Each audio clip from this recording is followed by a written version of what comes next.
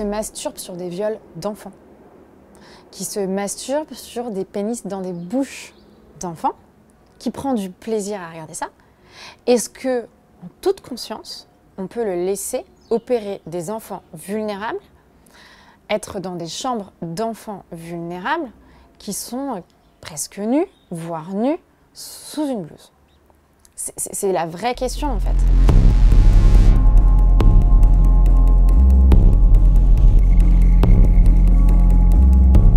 On a eu beaucoup de bonne volonté des gendarmes qui ont fait le maximum pour nous accueillir, parfois dans de bonnes conditions ou avec des mots souvent maladroits, mais dans une circonstance telle que la nôtre.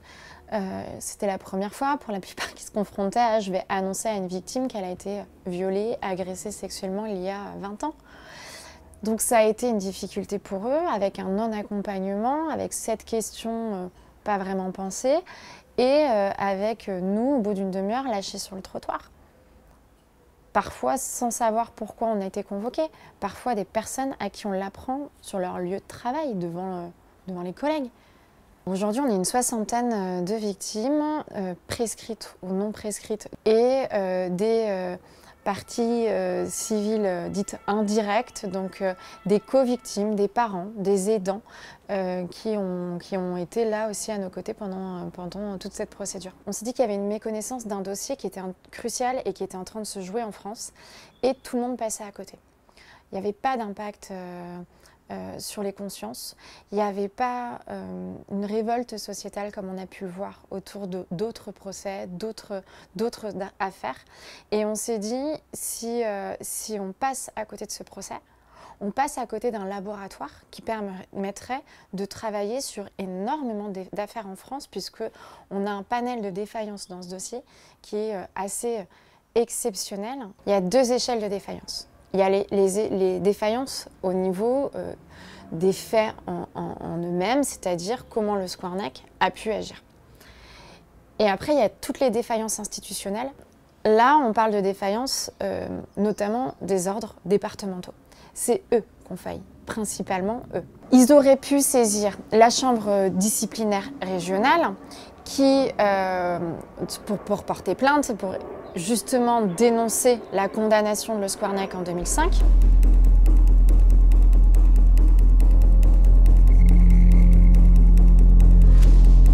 Et ensuite, les défaillances au niveau de l'affaire de manière générale, c'est le traitement des victimes.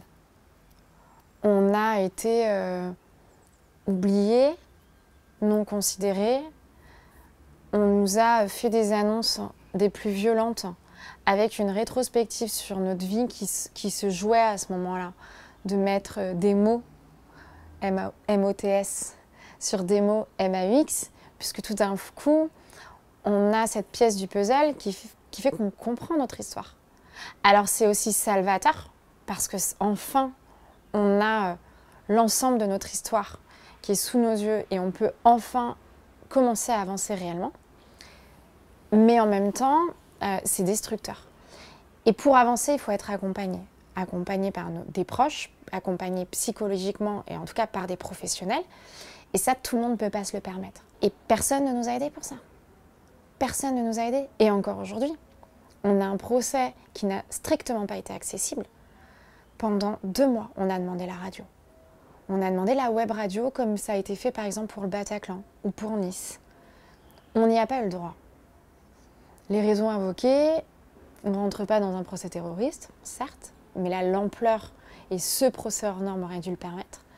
On savait qu'il y avait des personnes dans toute la France, voire dans toute l'Europe. Ce nombre de victimes qui étaient certains qui ne pourraient pas avoir 300 personnes tous les jours-là, plus les parties civiles indirectes, c'était impossible. Ça n'a jamais été réfléchi, ou en tout cas, les moyens n'ont pas été donnés pour. Ça veut dire qu'on a préféré les économies à la reconstruction de centaines de personnes. Le procès s'est fini le 28 mai. Dès le 3 juin, on avait la délégation interministérielle d'aide aux victimes qui venait nous rencontrer à la préfecture de Vannes. Il y a une réalité aujourd'hui, on a 3 très belles promesses qui répondent à nos attentes et à notre appel du 19 mai devant ces marches du tribunal. Un comité de suivi interministériel, des auditions au niveau parlementaire pour réfléchir après sur un point de vue législatif ce qu'on peut faire, et un accompagnement psychologique des victimes. À voir si ces 3 promesses sont réellement transformées.